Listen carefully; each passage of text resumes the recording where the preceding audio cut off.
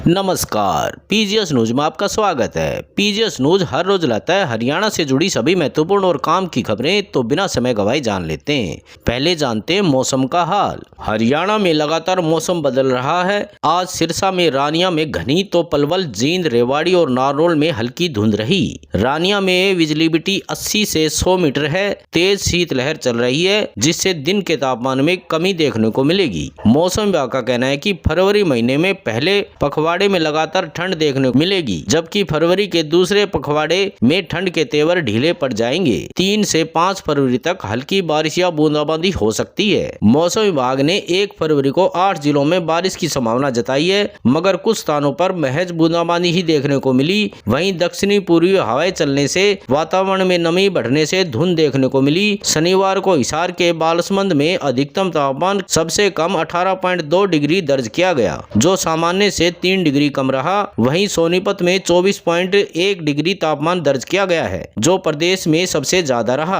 आगे समाचारों में हरियाणा के उद्योग मंत्री राव नरवीर सिंह ने कहा कि गुरुग्राम जिला भ्रष्टाचार की जननी बन चुका है। अधिकारी कहते हैं कि 1 साल में रिटायरमेंट है, गुरुग्राम लगा दो। पुलिस वाले कहते हैं थाना नंबर 29 में लगवा दो, मगर राव नरवीर ये सब नहीं करता। जो भी गुरुग्राम को लूट रहे हैं, उन्हें यहाँ से भगाऊंगा। जल्दी यहाँ से कई अधिकारी कर्मचारियों की फेरबदल होगी। वह पालम बिहार में लोगों को संबोधित कर रहे थे, जिसका वीडियो सामने आया है। राव नरवीर सिंह इस बार बादशाहपुर से दूसरी बार विधायक बने हैं। इससे पहले एक मीटिंग में वह पुलिस कमिश्नर की गैरहाजिरी पर भी भड़क चुके हैं। आगे समाचारों में डेरा सच्चा सौदा चीफ राम रहीम का कहना है कि लड़कियों के साथ जो बुरा कर्म करता है, यह जरूरी नहीं कि उसमें लड़कियों की गलती हो। आदमी महापाप करता है, जिसकी वजह से उन्हें ये भोगना पड़ता है। वह इसका टाइम था। राम रहीम ने ये बातें ऑनलाइन सत्संग के दौरान श्रद्धालुओं के एक सवाल के जवाब में कही। यह बात इसलिए अहम है क्योंकि राम रहीम भी डेरे के साधियों के यौन शोषण केस में दोषी ठहराया जा चुका है। इसी केस में राम रहीम रोहतक की सुनारिया जेल में उम्र कैद की सजा काट रहा है। साधियों के यौन शोषण मामले से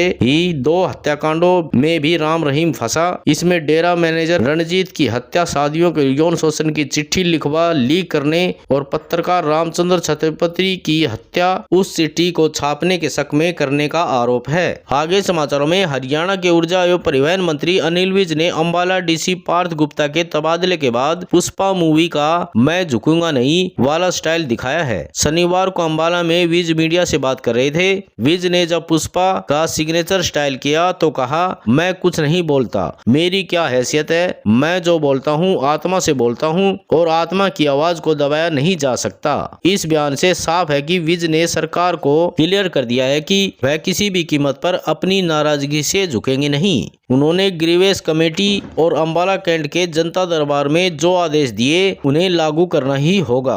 आगे समाचारों में हरियाणा के जींद में अर्जुन स्टेडियम में आज शाम 4 बजे से 8 बजे तक इंटरनेशनल प्रोफेशनल बॉक्सिंग की फाइट होगी। करीब 10 मुकाबले होंगे। मुख्य फाइट जींद के बॉक्सर आशीष अहलावत और अफगानिस्तान के बॉक्सर अब्दुल हामिद के बीच होगी। इस फाइट के विजेता को 2.51 लाख रुपए का इनाम मिलेगा। आगे समाचारों में हरियाणा के चरखी दादरी में रबी सीजन की फसलों की खरीद के लिए अभी से तैयारियां करनी शुरू कर दी है, ताकि फसल खरीद के दौरान किसी प्रकार की समस्या पेश न आए और खरीद प्रक्रिया सुचारू रूप से जारी रह सके। हरियाणा स्टेट कोऑपरेटिव सप्लाई एवं मार्केटिंग फेडरेशन लिमिटेड अधिकारी ने इसके लिए चरखी दादरी मार्केट कमेटी के सचिव के नाम पत्र भेजकर दादरी और बाडड़ा अनाज मंडी में आड़तियों को इलेक्ट्रिक झरना और तिरपाई आदि की व्यवस्था करने के निर्देश दिए हैं। आगे समाचारों में हरियाणा के जींद में दिल्ली पटियाला नेशनल हाईवे पर खटखड़ टोल को किसान आज सुबह 11 बजे से शाम 4 बजे तक फ्री कराएंगे। इस दौरान यहां धरना किया जाएगा और टोल प्लाजाओं पर सुविधाएं नहीं मिलने और टोल कर्मचारियों की मनमानी के खिलाफ विरोध प्रकट किया जाएगा। आगे समाचारों में भिवानी के भीम स्टेडियम में आज राज्य स्तरीय बसंत पंचमी महोत्सव का आयोजन किया जा रहा है। महोत्सव में मुख्य अतिथि के रूप में शिरकत करने महिला एवं बाल विकास तथा सिंचाई एवं जल संसाधन मंत्री त्रुटि चौधरी पहुंची।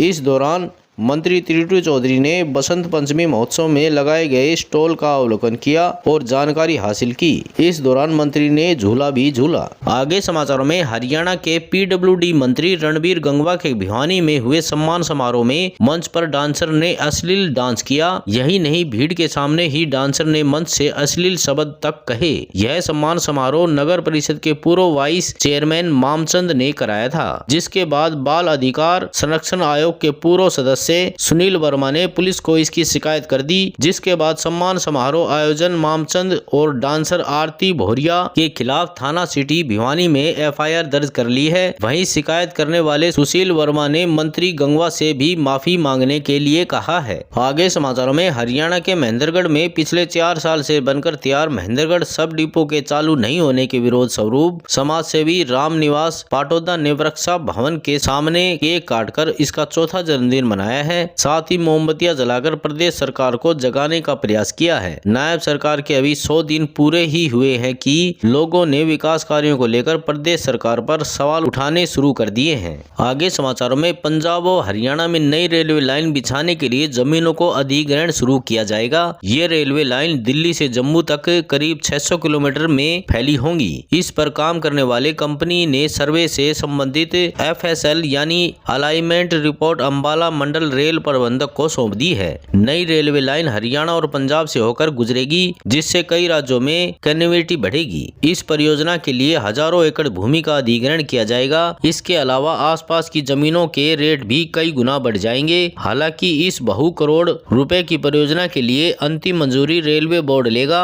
इस संबंध में विभागीय अधिकारियों ने कार्रवाई भी शुरू कर दी है। आगे समाचारों में कैथल के 84 वर्ष पुराने जाट शिक्षण संस्थान के लिए आज वोटिंग हो रही है। शाम 4 बजे मतदान खत्म होने के बाद नतीजे घोषित किए जाएंगे। संस्थान में कॉलेजियम चुने जाते हैं। इसमें कुल 75 कॉलेजियम हैं, जिनमें से 46 कॉलेजियम निर्विरोधक चुने जा चुके हैं। कॉलेजियम नंबर 23 और 71 के लिए कोई नामांकन सही नहीं मिला, इसलिए यह सीटें खाली रह गई हैं। बाकी 26 कॉलेजियम के लिए 25 उम्मीदवार मैदान में हैं, जिनके चुनाव के लिए 16,000 से ज्यादा वोटर मतदान कर रहे हैं। आज समाचारों में बस इतना ही। कल मिलते हैं और नई खबरों के साथ। तब तक के लिए नमस्कार।